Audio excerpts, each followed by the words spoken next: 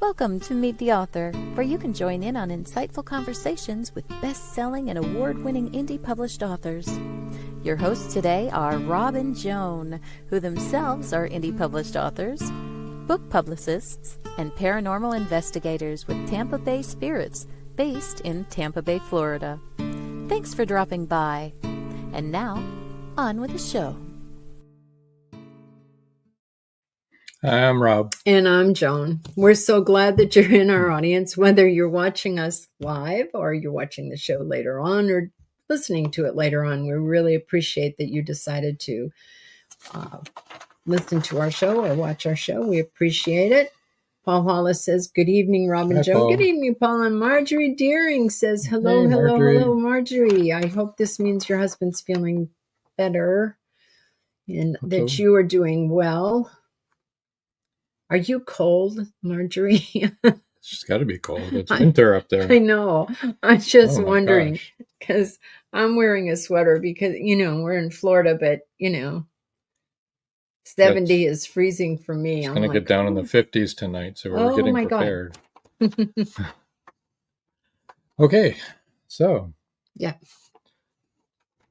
Oh, my God. 28 degrees. Marjorie Deering says it's Sounds like our refrigerator. 28. That's colder than our refrigerator. It is. Gosh. Ay.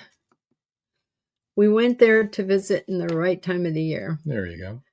Hello from New Mexico. Mexico. I don't know LinkedIn who this is, user. the We're LinkedIn not user. sure who We're really you glad are. that you decided to join us, though. Yes. If you want to give your first name, it'd be fine. Yep. Unless we know Groomsman you, then says, give us both your names if you hi, want. Rob and Joan checking Hey, in Chris. from LinkedIn. Hey, Chris. How are you doing? I hope you're doing better. So sorry about your loss. Well, stuff coming up. It's cold in Missouri, too. Yeah. Ooh. Ugh. Cold. Ooh. Makes me shiver thinking about it. Anyway, we've got episode rewind coming up here. This Saturday is going to be Noah Asher, and that's the 23rd of November. November 30th will be Angela Eureka Smith. Her episode, that was a fun one. Yeah. And let you know that next Wednesday we will not have a show because of Thanksgiving. So there is no show on the 27th of November at all. I'm going to be cooking. Yes. For the first time, we won't be having Thanksgiving here, though. We're having it at our daughter's house because... Won't even be at our house, yeah. Yeah, because our daughter and her family are still living here. Right. Refugees from Milton. So then what you have to do is on December 4th, which is the following Wednesday, December 4th, UK author Guy Robin is going to be back on. Now, before we had a pre-recorded episode with him because he didn't want to stay up late. Now he does. Now he lives in France and he wants to stay up and do a live show. So everybody's got to come. In. Everybody has to tune in because he's going to be staying up way late to be on our show. The show starts at midnight, I think, there for his time. 5 hours, Or where he's at, it's either midnight or 1 o'clock in the morning. Maybe 1 o'clock. Is France different than England? I would think they were in the same time. They may I be. don't know. I'm not sure where he is in France, but anyway. That's true. He's staying up very late, so we need to watch him. Show up. We'll show up. It's the least we can do. George Dismuke says, hello from San Leone. We're bracing for untropical weather tonight. Yeah, we were just saying that, George. It's going to be 58 here. That's tonight. No. That's unheard of. Oh, Janet Well, Raven, I Janet. hope I'm saying your name correctly, from New Mexico. Beautiful sunny day, 48 degrees. 48 degrees. That's cold. That's cool. That's cool. We love New Mexico. It's beautiful. We want to go to Chaco Canyon. That's in New Mexico, isn't it? I think it is. It's either that Janet, or Arizona. you probably know. Maybe across the line in Arizona. Yeah, it might be across the line, but I thought it's it was up either northwestern New Mexico or. Chris Chrisman says that Guy's show sounds like a fun show. Yeah. He's a lot of fun. And he loves the audience and the audience talking. So he said, I should have stayed up late. Let's do it another time. He was a policeman in England. In London. Yeah. He carried a gun. So he was one of those people that, was taking care of the high muckety mucks and stuff like that. Okay. And the only other news that I actually wrote down, I'm sure there's other news, but the only thing I wrote down was Magnolia Bluff Crime Chronicles book 30 is now out. It's released today, actually. Justified Homicide by Kelly Marshall. It's book number 30 in the series. They're all standalone books. Released today. Right now, as of today anyway, it was still 99 cents to buy. But it'll be $4.99 soon, so get your copy soon. I'm not sure how long she's going to keep it at 99 cents. So right. Get it while you can at the lower price. Right. And what else we got to talk about? Oh, here's Chaco Canyon update. Okay. Chaco Canyon, south of Farmington, a very special sacred place. Yes, that's why we want to go. I don't know if you realize this or not, but we're paranormal investigators. So we first started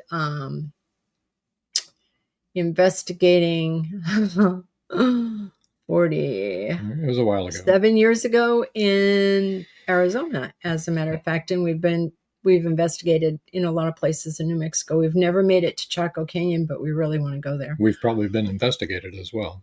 No. I don't think we've ever been investigated for anything. Oh, Dave. Dave Murray. Sorry I'm late, kids. Good evening. Good Hi, evening, Dave. We're so glad that you're here. No problem. Showing up is Joe isn't here, believe it or not, Dave. I haven't seen him yet. Yeah. Hope he's okay. I'm sure he is. So, shall we bring in our guest for today? Yes. All right. Yeah. Hello. Hi. Hello. This is Jen. Danna, do you pronounce your last name Danna? Jen? Danna. Yes. Yeah. Not Dana, so I'm glad I said Danna, who writes under the name of Sara Driscoll. And if you think she looks familiar, she has been on the show before. Not too long ago. It was a few weeks. No, it wasn't. It was more than a few weeks. Was it August? I think it was August, yes. In August? Well, it was just a few episodes A few weeks ago. Yeah, a lot of weeks ago. Well, thank you for having me back. And I'm welcome to everybody who's watching. I'm amazed that, because I just double checked our temperature. I'm here in Canada and we are also 48 degrees. So what the heck, New Mexico? I know, right? I know. As sunny New Mexico, it's beautiful there. Yeah. But yeah, it's also desert, so it's going to be cold at night. True. Well, you just had a fairly new release, right? It's coming out on Tuesday, actually. So it's not out yet. So it can't get any newer than that. Yep. Summit's Edge, people can buy it on Amazon. Yes. Amazon, Barnes & Noble, Hudson's, Books A Million, all your favorite retailers. Wherever books are sold. So that's book 9 in the series, right? That is book 9 in the FBI Canines, yes. Can you, for those that didn't see the last episode, can you give us a little synopsis of the series and then tell us about what this new one's about? Yeah, so the FBI Canine series stars Meg Jennings, who is a sort of a contracted FBI handler. She's not an FBI agent, but this is how the FBI really works. They contract out their canine teams. They have a unit called the Forensic Canine Unit, and there are several sort of subsections within that Forensic Canine Unit. Meg works in the Human Scent Evidence team with her Search and Rescue Black Labrador Hawk. And so these are teams that look for, they're called live find dogs. So they can do tracking and trailing. They can look for the injured or the missing, but they're always looking for live victims. And so being part of the FBI, they can be deployed anywhere in the country. They've been sent to Georgia and Tennessee and Florida. And in this case, they're being sent to Colorado when a plane is hijacked and goes down in the Elk Mountains in Colorado. And because hijacking is a federal offense, Meg and Hawk and her partner, Brian Foster, and his German Shepherd, Lacey, are flown out to Aspen, Colorado, to then go up into the mountains even further from there to see if they can, A, find the plane crash, and B, find and bring in the hijacker. And so they're not doing this alone. These are not sort of mountain rescue experts. They work with Mountain Rescue Aspen and a large team of rescuers. This is a real thing that happens when people are lost in the mountains. Planes go down in the mountains. These people are experts. They know how to approach a mountain, search it, sort of in a logical fashion. They have the medical skills when they find people to, package them, do whatever they can for them on site, and get them out of there, either by air or by foot. And here's the cover again. And so you can see that her dog is not a German Shepherd, but a Labrador, a Labby. So sweet.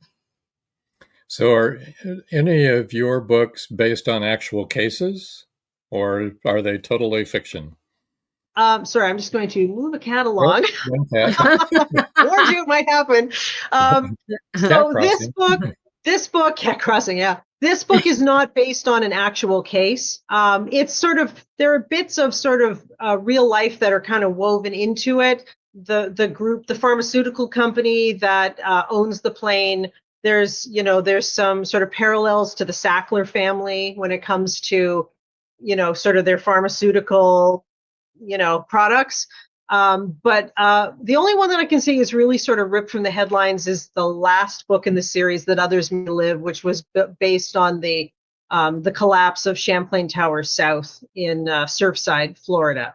But this one is it's sort of based on, I read a lot about what Mountain Rescue Aspen does, and they have had plane crashes that they've had to go, sort of go out and try and find the plane crash.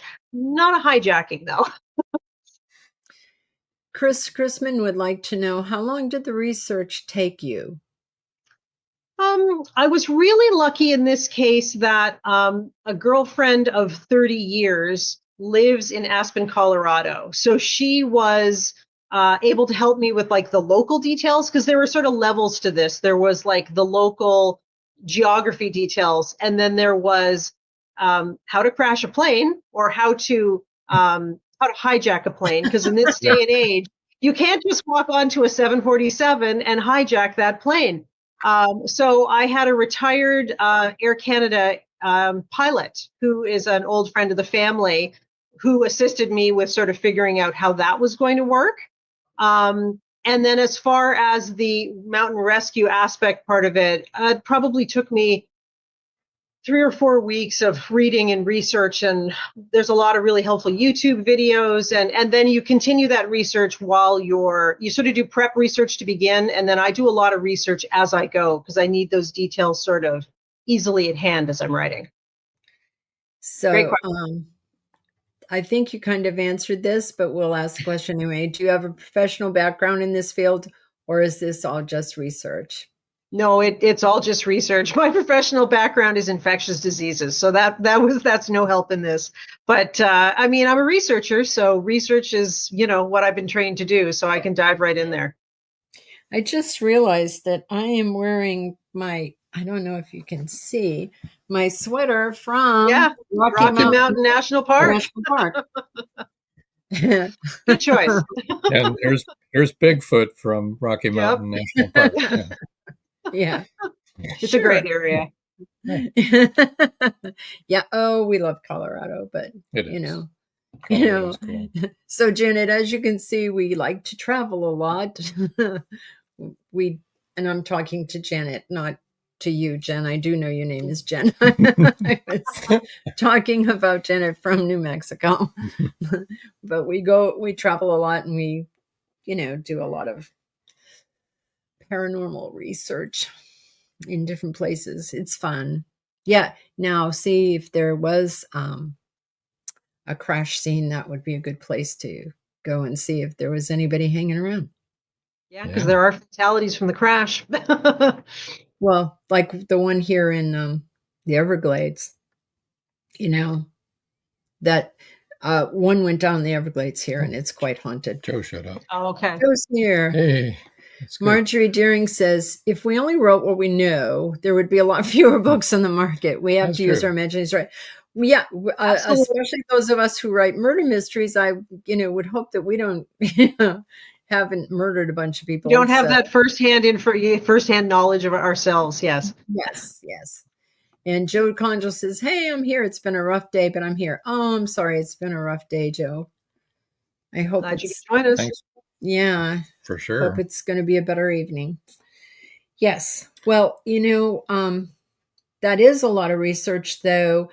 For those who weren't here for the first time you were on the show, could you kind of tell people how you decided to do this? Because as I told you the last time, I never even knew that the FBI had a canine unit, Mm-hmm. So the canine aspect originally came about. The first series that I wrote with a partner, Anne Vanderland, who unfortunately passed away a few years ago.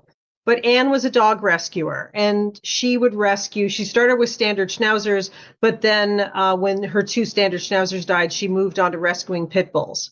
And at one point, she had 5 pit bulls. Wow. And Anne was in her late 60s at the time, and I was amazed. She was, but they're great dogs. They have a bad reputation, but they're really great dogs. And so she was already training one of her pit bulls to be a therapy dog, and he ended up being a certified therapy dog, and she worked with him in hospitals and old age homes. But our agent had lunch with one of the editors from Kensington, and one of the requests that he made was for a law enforcement series with a canine aspect. And so we sort of looked at each other and went, we can do that. So she ended up taking her dog Kane for nose work classes, and he ribboned in nose work. And so we were, making sure that our search scenes and protocols were correct.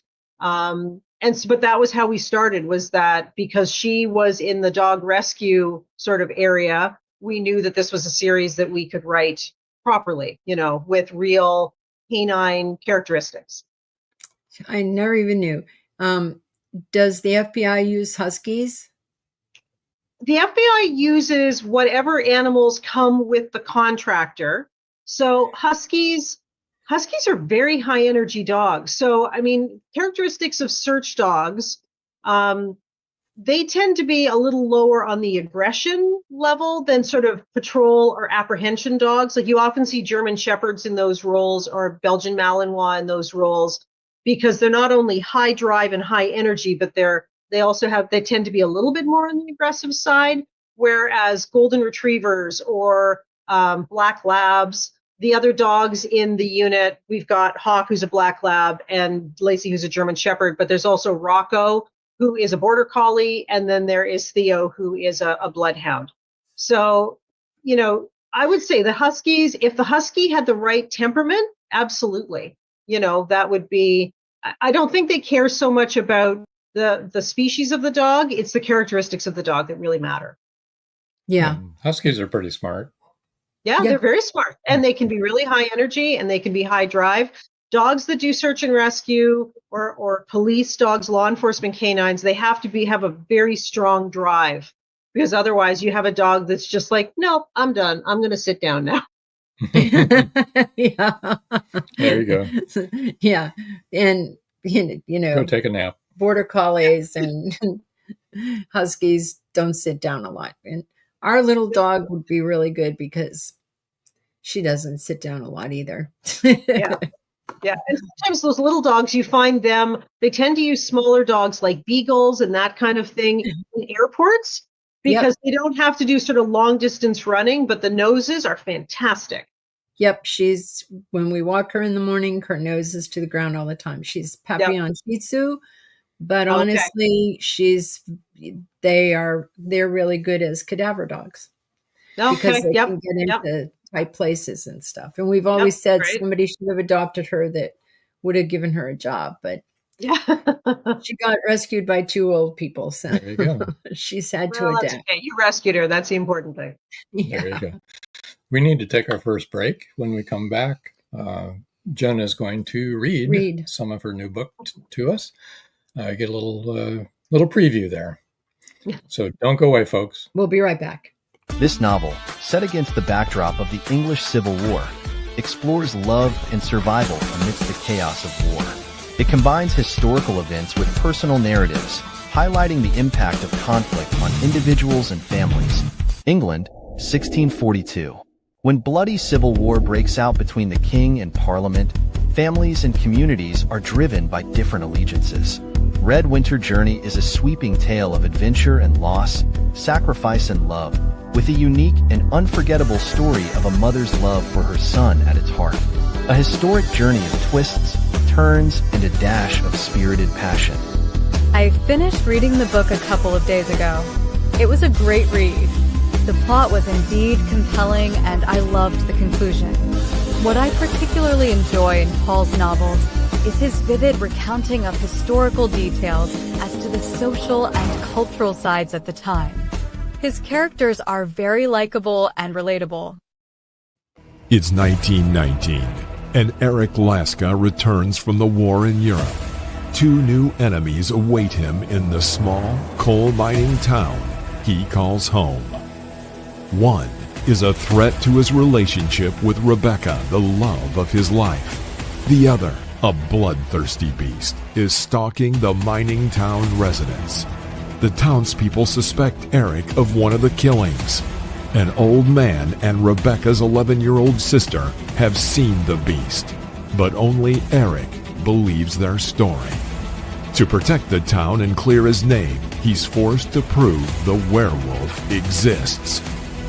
Available on Amazon. The Horror Within by Marjorie Swift Doring. Many secrets are hidden within the darkness of the jungle. Now comes part 4 in the Jaguar series by retired Hollywood scriptwriter George Dismukes. In this saga, Brandon, Andrea, and Naja, the Black Jaguar, go deep into the Mato Grosso jungle on a mission to rescue 2 kidnapped children. During their journey, they encounter many dangers, including Yanomami Indians, bent on revenge for the murder of one of their warriors. Return of the Jaguar is book 4 in the Jaguar series, starting with 2 faces of the Jaguar, the Lost City, and the Jaguar's Quest. All 4 are available on Amazon, Barnes & Noble, and other bookseller websites worldwide. Return of the Jaguar is a must-read.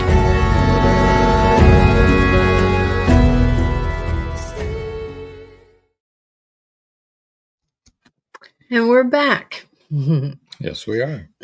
So, Sarah, I know that you would like to read a little bit from Or Jen, one of them. I Jen. answered both. Jen. No worries. Sara Driscoll is going to read, and or Jen can stand in for her, and she can. Okay, that'll work, right? We run into that all the time too, because we write as RC and JP, and people get our names all mixed up. We do. I don't know why we decided to do that. You know, it's one of those things where you're like, Sounds like the right thing to do. yeah. But anyway, Oh, well. Jen, I mentioned, I was reading the ticker as it was going across, or actually I think I was reading the book itself. Would you like to read a little bit from Summit's Edge? Yeah. So let me just sort of set this up. This is right at the very beginning of the book. So it's the second chapter. In the first chapter, Meg and Brian are at the J. Edgar Hoover building. They're called into their boss office, special agent in charge, Craig Beaumont. The plane has just gone down. but one of the stewardesses from the back of the plane has been able to radio down to the Denver airport, telling them that, they had a situation on their hands, and then the plane disappears from the radar, and there's sounds of a crash in the Elk Mountains. So Craig has already dispatched Meg and Brian to go home, pack a bag, and get ready to leave. Meg's a little concerned because her wedding's in 12 days, and she's really hoping she makes it back in time for it. Brian, too, because he's officiating the marriage. So at this point, she's gone home, and she is explaining to her fiance that she has to leave town. And I'm really sorry, my lights are flickering. We have a wing-dinger of a rainstorm going on outside, so my apologies if my light is flickering. So right now, she's just explaining what's happening to Todd.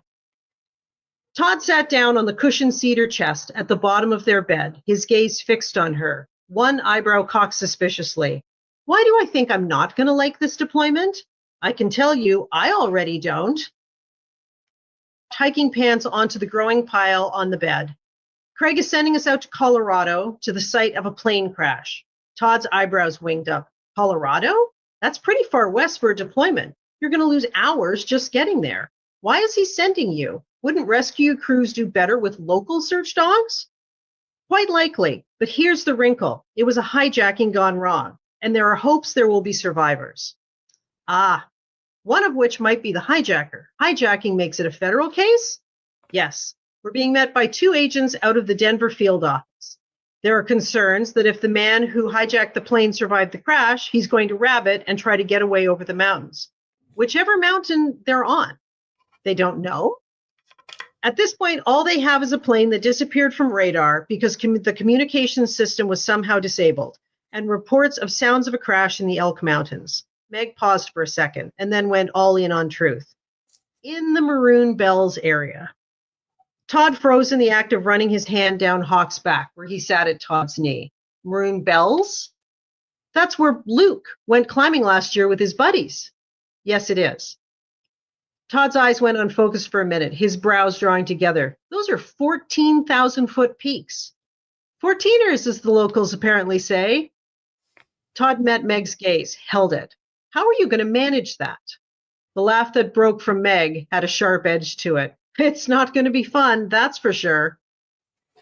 Someday you might have to fess up to Craig about your fear of heights. Brian won't be able to cover for you on this one. Not when he's right beside me, he won't. Todd was silent for a minute before looking up at her, concern in his dark eyes clear. You're going from sea level directly to Aspen. Yes, is that a problem? It could be a major problem. It would be better to fly into Denver and stay there for a couple of days before going higher. You know that's not possible. Then you and Brian definitely have a problem, and so do the dogs. With? High altitude illness. The expression on his face made Meg pause, stacking clothes to load into the duffel bag. Todd was as stable as they came, a logical, down-to-earth firefighter who called the shots as he saw them. He didn't fly off the handle or blow things out of proportion. If he was worried, there was significant cause. You're actually concerned. Yeah, you may be walking into something as dangerous as a fall from 14,000 feet. That was very good. Yeah. And believe me, high altitude sickness It's is no real. joke. No, it's not.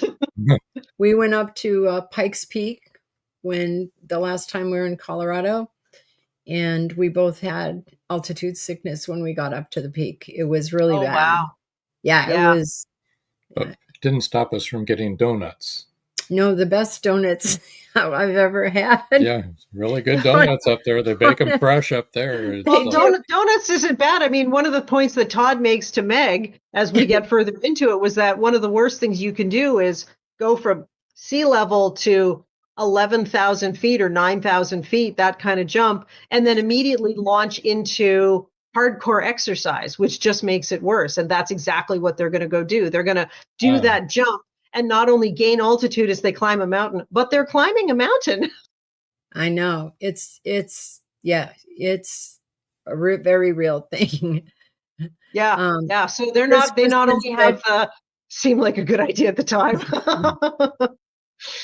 Yeah, so they not only have the dangers of climbing the mountain in the dark because it's nighttime by the time they get there and trying to find this plane crash, but they have to try to make sure that they're not killing themselves in the process. And the same physiological issues humans have, dogs have. So now they're Absolutely. also very concerned about the shape of the dogs. Yep, our dog went up with us. So, yep. Yeah. But she didn't. Yeah, she was ready to run all over the snow and everything. And that's over 12,000 feet high that we were, I think. Wow. Yeah. Joe Conjal said, nice job, great read.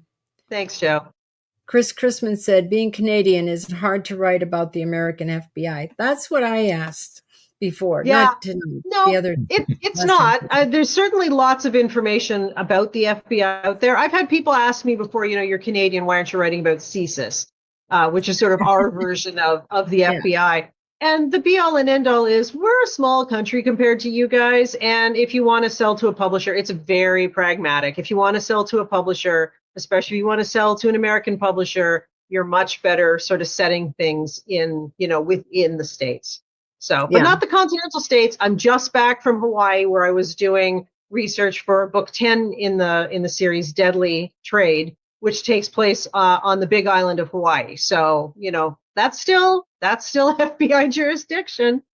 Yeah, and they've got some big mountains there too. Well, I have to say that my husband and I drove up Mauna Kea on our last day there, and there was a giant sign there that said, altitude illness can be fatal. And the entire time we were on that mountain, Todd Webb was talking in my ear, telling me all this stuff that, he tells Meg in the book. That's funny. Yeah. Tough research going to the Kona coast. Well, my problem was I needed to be able to walk a rainforest and learn about volcanoes, like walk some volcanic craters. And that's just not, I'm from Ontario. We don't have any of that. Yeah. So I really needed to sort of dive into that to make sure that the research was boots on the ground. Research is great if you can do it. My husband and I have gone to New York several times for the NYPD Negotiators series. I've traveled around the state sort of in the past and sort of as needed. But this time I knew I couldn't fake it because it was just too different an environment. So that book is all about wildlife trafficking, and I kind of needed to be there.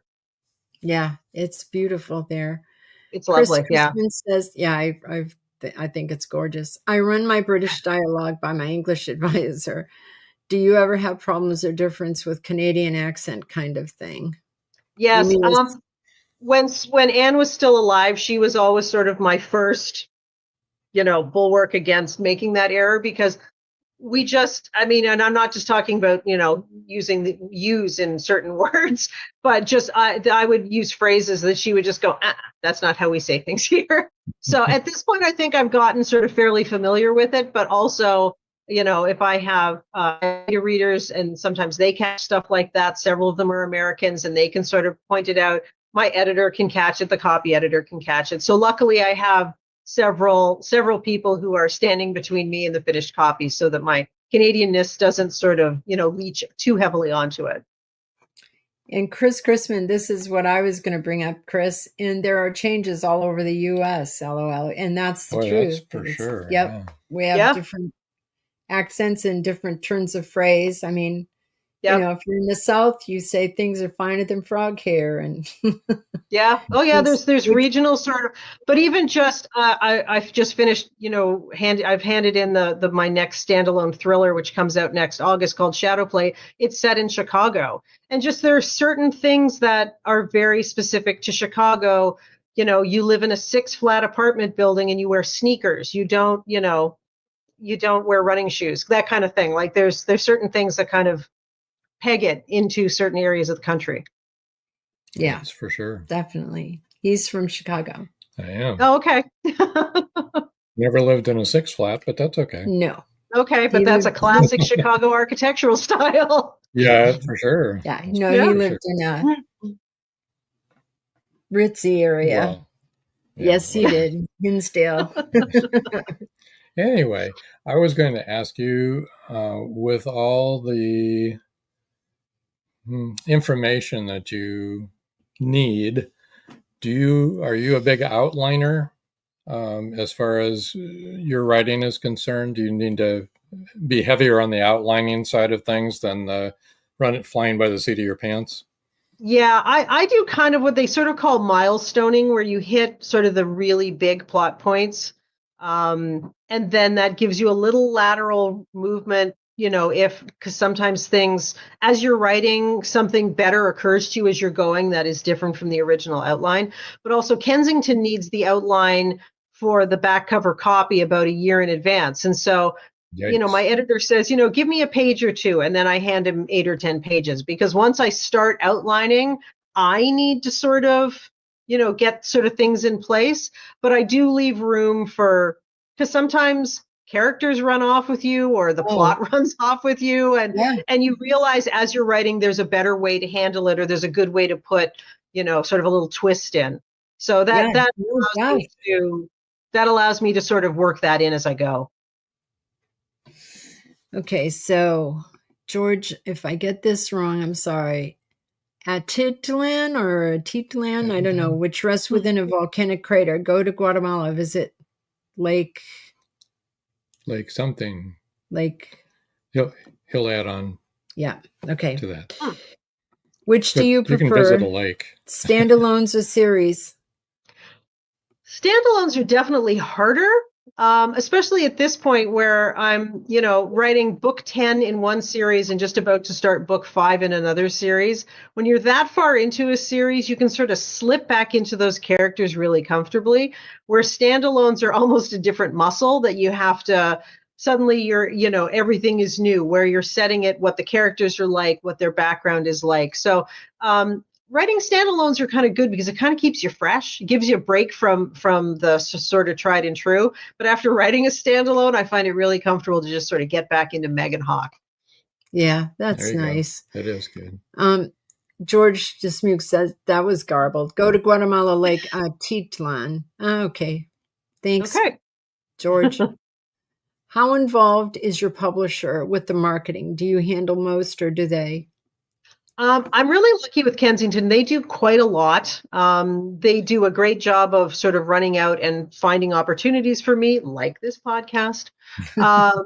But they do a fair amount of sort of the marketing in-house, which is really good. When it came to Echoes of Memory, which was my last book, they sent out copies to sort of to bookstagrammers with like little gift packs and stuff like that. So I'm really lucky that they're great partners in this whole, in the whole publishing process.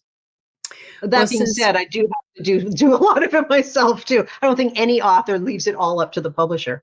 Right. You'd be foolish if you did, because it's a tough market out there. Well, since we're talking about your standalones and your series, let's quickly run through those. So this is this series that we're talking about, the FBI K9 series. This is book 1. And here we have book 2. Before It's Too Late. Oh, yeah. For those who are listening. For those, Storm Rising is book 3. Book 4 is No Man's Land. Book 5 is Leave No Trace. And book 6 is Under Pressure. I'm under pressure to get the right numbers here. 7. Book 7 is Still Waters. 8. Book 8 is That Others May Live. And then, of course, book 9 is Summit's Edge, which we're talking about tonight. But then we'll go through some of her standalones. Echoes of Memory. Okay, the next 4 are... So this is the first in the NYPD Negotiators series. Yeah, Exit Strategy is number 1. Number 2 in the NYPD Negotiators is Shot Caller. And then Lockdown. Number 3. And then Terminal Impasse. And Terminal Impasse comes out on May 27th of next year. Oh, that's not till May. Okay, yeah. So that's a preview. Not till May. Yeah. You're going to stick, is that pretty much the cover, or do you ever change? That is the cover, yes. Yep, that is the cover, which is perfect. Yeah, which is perfect because it's a hostage situation that takes place at Grand Central Terminal. So when we redid all of these covers to have the architectural angle, when it came to book 4, to me, there was only one thing it could be. And they gave me exactly what I asked for. Perfect. That's a really pretty cover. Those are all good covers. I like them. So when you were talking about You know, when Rob asked you about whether or not that you were a pantser or a plotter, it made me wonder, with all of the details that you need to know and timeline and that kind of thing, do you use a lot of Post-it notes, or do you have a little Bible for each book, or how do you manage that? So I use Scrivener. I don't think I could draft a novel without Scrivener. I know lots of people just use Word, but I use Scrivener. And especially for series books, it's important because I have character pages and location pages and all of this sort of thing. And when I start the next book, I wipe out all of the prose and I keep all the rest of the information. And so each book, the character pages get a little bit longer as new things sort of happen. And that kind of helps me also to sort of with the planning to sort of be able to jump right back in. Because with Scrivener, you can have pages, there can be pictures, there can be links, or you can add audio files. And it's really great for as a place to hold all your research. And so then I will do all the research for the book, and that will also be in Scrivener. And they do have a place where you can do virtual Post-it notes or cork boards. So Yeah. it's really handy that once I get into, and you break everything down by chapters, every chapter is its own sort of tab. And it's only once I combine those when the book is totally finished and I start the first round of edits as a book as a whole, that's when I move into Word. And from that point on, I stay in Word. Yeah, because it's no joke trying to remember all of your characters' ages and what they look like and how tall they are and who's shorter and taller and, you know, what their characters are like, you know, what their personality is like, and do they have freckles or do they not, and all that kind of thing. And especially when you write other series, it's sort of easy to so I'm writing 3 books a year right now. So by the time I get back to Megan Hawk again, this time next year, I will have written 2 other books in the meantime. So it's easy to sort of lose bits. Yeah. We have 2 comments we'll get to after this. Yes, we'll get to those right after we do our break here. 3 comments after we get back from so these hang in there, everybody. Also, we'll let them know where to find you. Okay. Yes. All right. Sounds great. The clock is ticking. Can Gracie uncover the truth? Philip Pliant is the wealthy opportunist plastics dealer and CEO of Pliant Industries. He's also a master thief, creating a pervasive threat to the manufacturing infrastructure in the Caribbean islands markets.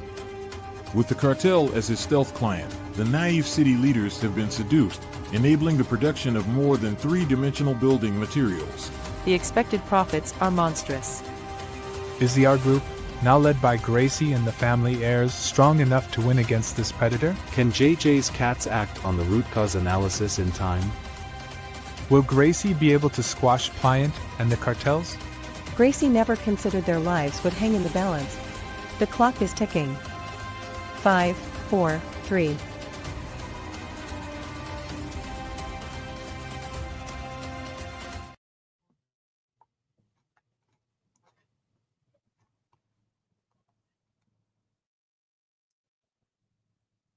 Have you wanted to publish your story?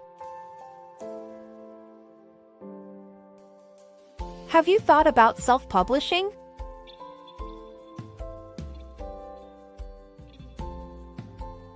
Today is your day. 5-star Amazon review. Self-publish your ebook on Amazon for free in 2024. This ebook is available on Amazon by Becca L. Jones.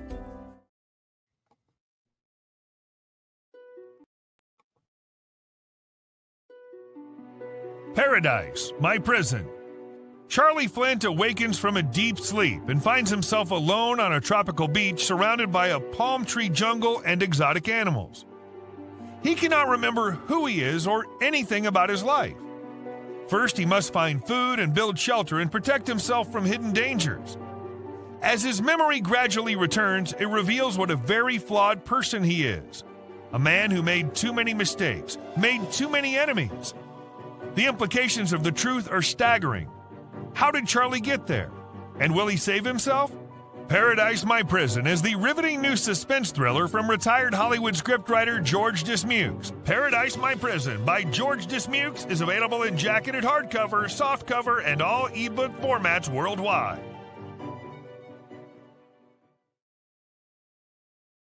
We're back. We are.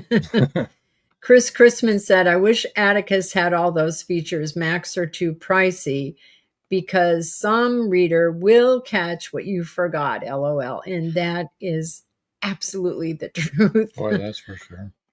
Joe Conjal says, what prompted you to write under a pen name versus your own name? I'm always curious about the choice someone makes for that.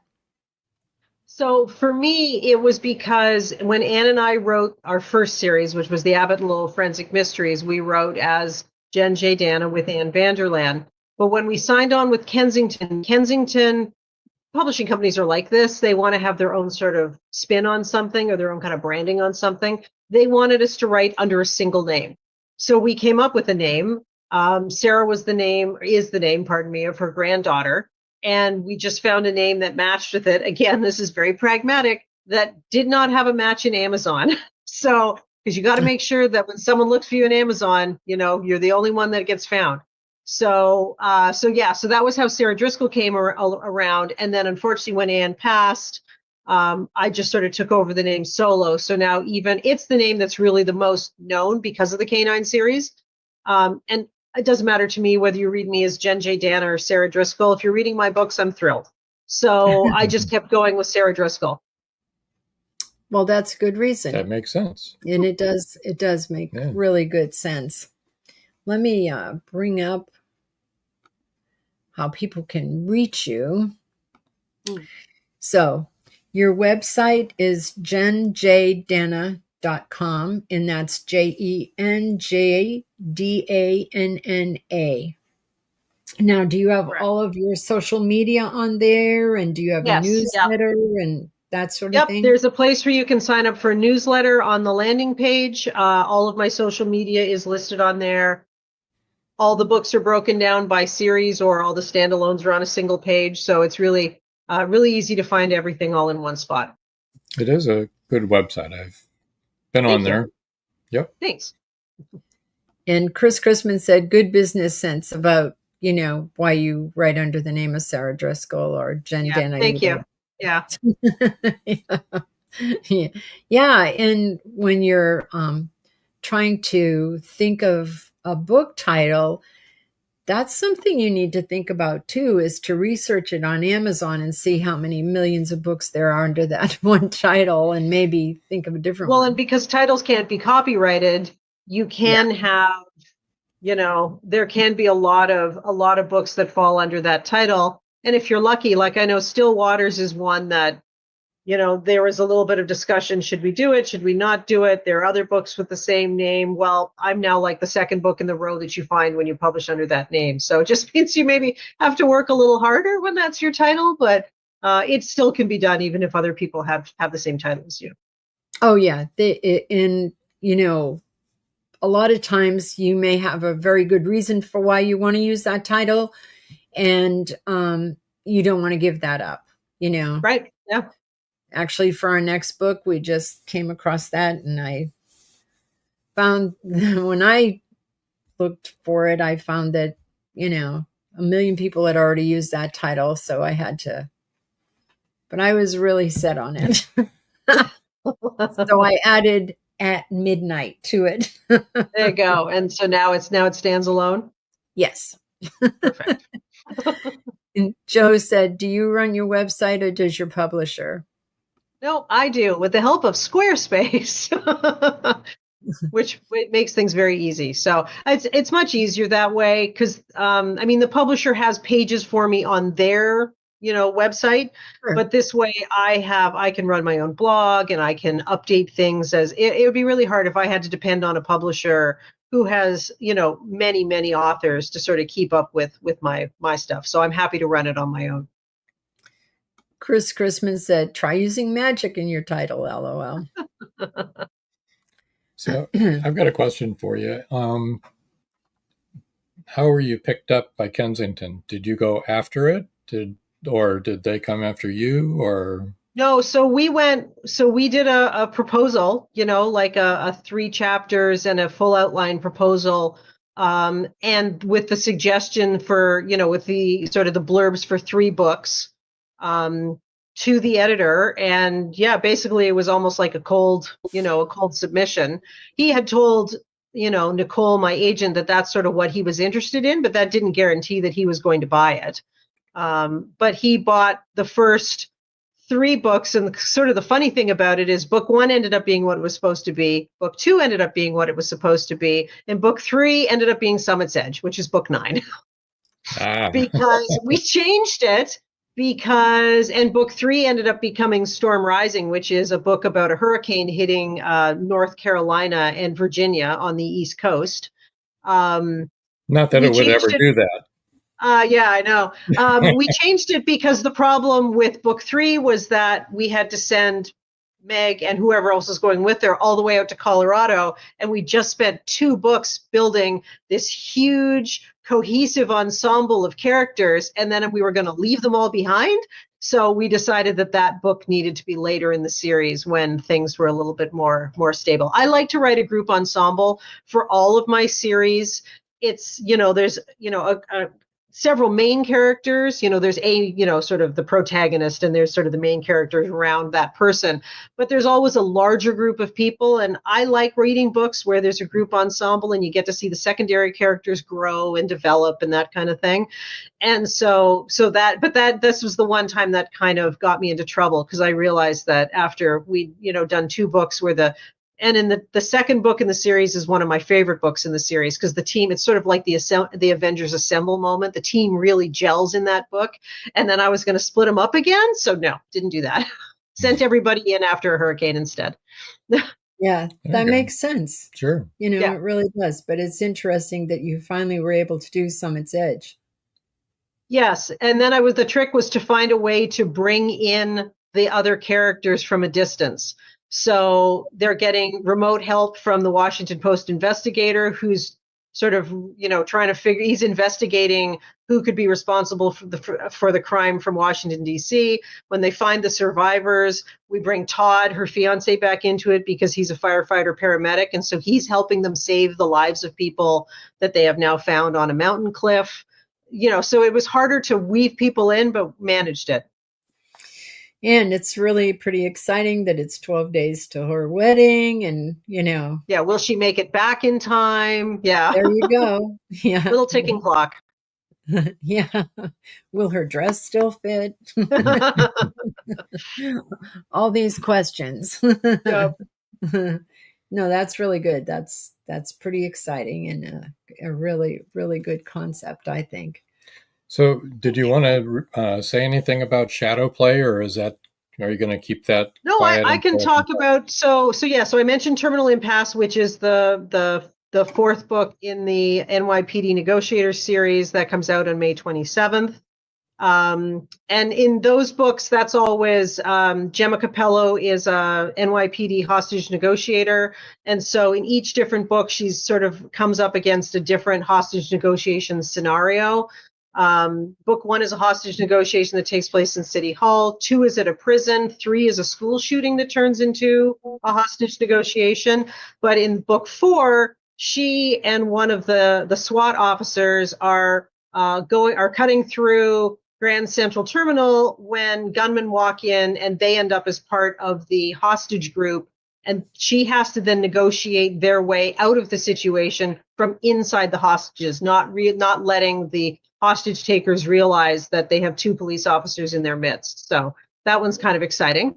And then Shadow Play comes out at the end of August, and it is a standalone thriller.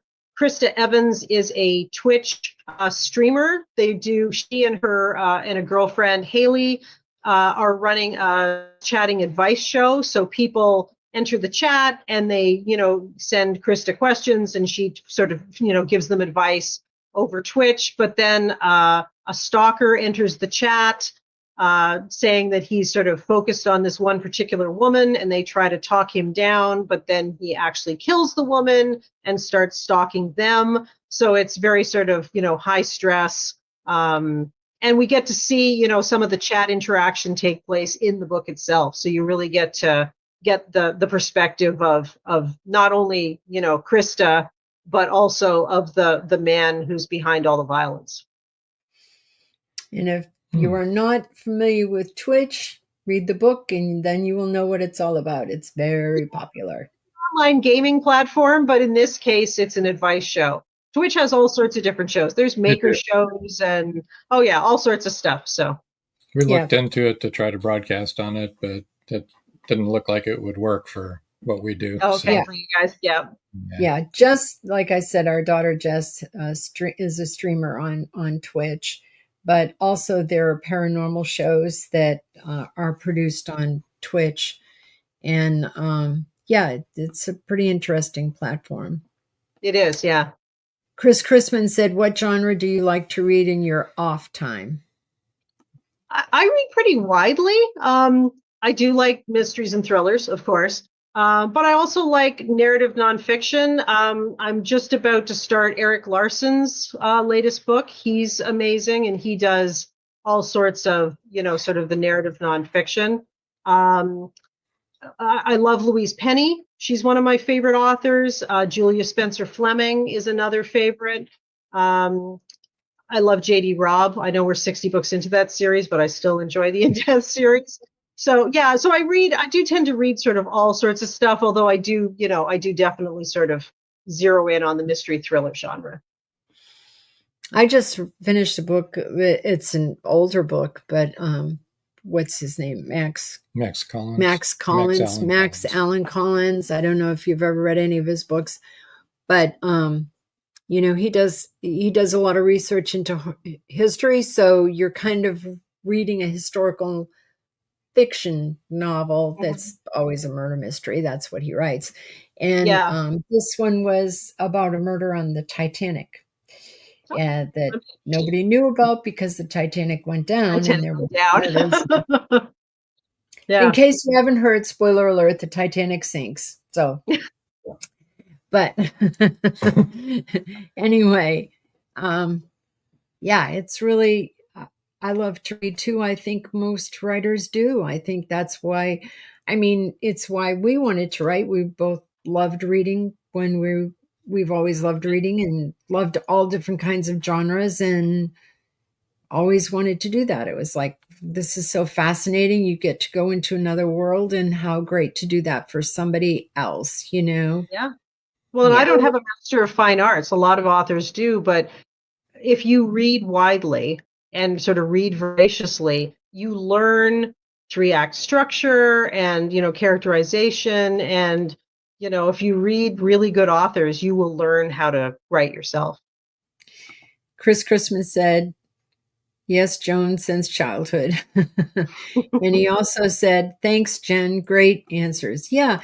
And like you said, you do learn, and this is fascinating to me because I've read a lot of classics and have always enjoyed that during school and after school. I really loved a lot of the classics, and it's fascinating to me that POV is so really discussed and talked about now and debated amongst authors. The first versus third debate, yes, very much so. Yes. And you can, if you've listened to some of those debates, you can argue either side. And the interesting thing to me is that when you read some of the classics, they're all over the map. They'll use first person, second person, and third person omniscient. Read Moby Dick. Believe me, it's all over the map in there. And those are classics. So I really think that a lot of writing, you should write what you feel and what speaks to you. And if it's real to you and it speaks to you, I think it'll speak to your reader, and be real to them too. And they should not get confused because it's not confusing to you when you write it, right? There you go. Well, that's what beta readers are for, to make sure that it's not confusing. Sometimes there's stuff that you write that's so clear in your head and they're like, sorry, what? Well, it's like if you're a lawyer and you speak in lawyerese, people are going to be like, what the heck are you talking about? And I think it's the same thing for writing. Right. Yep. You know what you're talking about, but they don't. Yep. Yeah.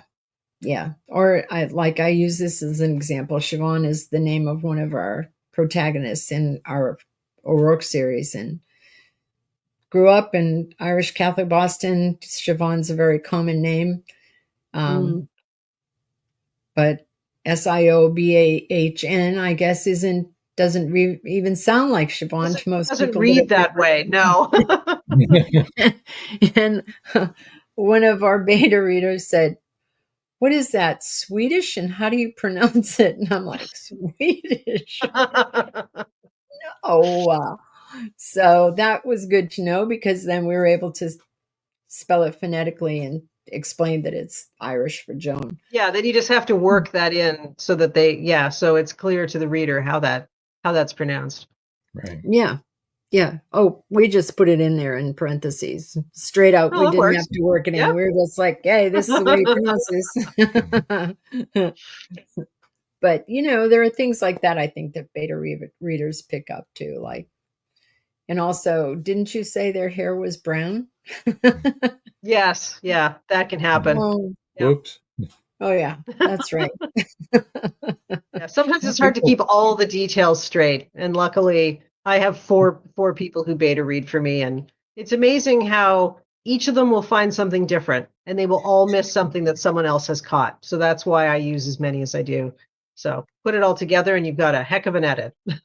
Yeah. One of our beta readers is very good about when we've used a word, like maybe we'll write it in there twice because you're typing really fast or something like that. And after you've reread it and edited it yourself so many times, in what we were just talking about, what you mean. And so your brain goes right over that extra word. Right. You don't see it. Yep. We have one beta reader that's always like, on page such and such, on line so and so, you said want. Yeah. You probably didn't want to say want, did you? Oh, that's when beta readers are gold, because they see stuff that you don't, because you are reading what you expect to see, not what's actually on the page. Exactly, because you know what you expect to see. So Yep, sure. Yeah. I think it's about that time. I think We've it is gone about over that time time. a little bit. A little bit. Okay. So anyway, thank you so much for joining us again. And everyone's looking forward to Summit's Edge, I'm sure. And Shadow Play. Comes out next Tuesday. And then next year, a couple of books to look forward to, right? So let's see. Thank you very much for having me again. Oh, thank you for being on the show again. Yeah. Joe Conjal says, enjoyed Thank the you, show. Joe. I hope the rest of your day goes better. A great way to end my rough day. Thanks to Jen, a.k.a. Sarah, and of course, Robin Joan. And Chris Chrisman says beta readers are priceless. Absolutely. They are priceless. Paul Thank Hollis you, Paul. says, great show. Thanks, everyone. And thank you all for watching. We appreciate it. We're going to move you over to the side here while we close up. Just stay right where you're at till we come back to you. You know the drill. And what else we got there? Nothing. Get rid of that. Okay, we got plenty of nothing. Reminder, everybody, no show next Wednesday. Next time we'll see you live will be December. Well, hopefully you'll be live. December 4th. Excuse me. When UK author Guy Robin will be on live from France. So make sure you show up. Okay. Yeah, please watch that show, because he's staying up very late and he gets very cranky. He was on the show before, but he did no, he doesn't get cranky. I pre-record.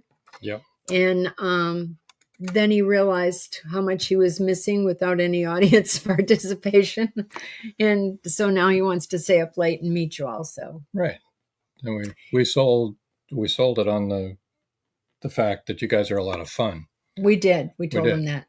And also, when is the next Haunted Campfire Tales? That will be tomorrow night. Yep. Yeah. So TampaBaySpirits1.com. And we will be discussing some of our May Stringer investigation, which was pretty cool. There's a clip that I want to run. Yeah, and hopefully we'll get the technology down. because it's amazing, the dialogue that went on between us and the spirit. And yes, we are hearing what the spirit has to say. There you go. Janet, yes? Janet says, thank you for a good time and good books. Thank you for tuning in. Thank you for joining us. So, I guess, until next time. That's all, folks. That's all, folks. Good night. Good night. Live every Wednesday, your Voice of Indie hosts Beam Weeks and Stephen Gees welcome authors, musicians, publishing industry pros, artists, and assorted creative guests for an exciting interactive hour. Call in during the show or post questions and comments on Twitter for responses in real time. Meet your favorite indie creators, learn inside tips, network, and promote your work. The link for each week's show is pinned on Twitter atop @VoiceOfIndie. And you can receive the link every Wednesday morning in your inbox by subscribing to our newsletter at freshinkgroup.com. Check out Voice of Indie every Wednesday on Blog Talk Radio and catch hundreds of episodes archived everywhere from our websites to our YouTube channel and Spotify. Thank you for joining us here on Meet the Author. Make sure you stay up to date with our show by clicking like, follow, and share. And you can find us on Spotify, iTunes, and more. See you next time on WLFE-DV.